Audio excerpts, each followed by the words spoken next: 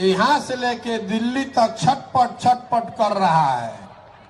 ये हमारी ताकत नहीं है, ये आपकी ताकत है।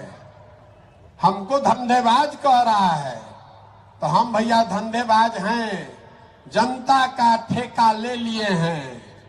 अब तय कर लिए हैं कि किसी दल और नेता का काम नहीं करना है, जनता का ठेका ले लिए हैं कि इस बार जनता का काम करेंगे।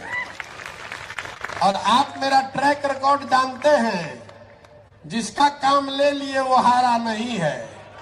आपको भी नहीं हारने देंगे, आपको भी हारने नहीं देंगे, चिंता मत कीजिए। अभी तर्कस में कई गो तीर बाकी बा। बहुत आदमी कहतन कि पदयात्रा हो गई तो बड़ा माहौल बन गई, चर्चा होता, चल जाए, एकरा बाद का होई?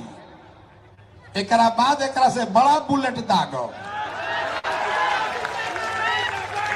अभी तो आयल रही है, जब तो 150 आदमी के संगे आयल रही, रवा देखा था नहीं, कभी 2-3 हजार आदमी रवा हो गई नहीं, तो सब के मिला के जब दागब तो पते ना चली कि ऊपर से का गई नीचे से का खिसक गई। समीकरण बनावे दी, कोई MY बनावता, कोई PY बनावता, कोई A to Z बनावता। एक ही समीकरण है, जन बल के आगे कोई बल नहीं है।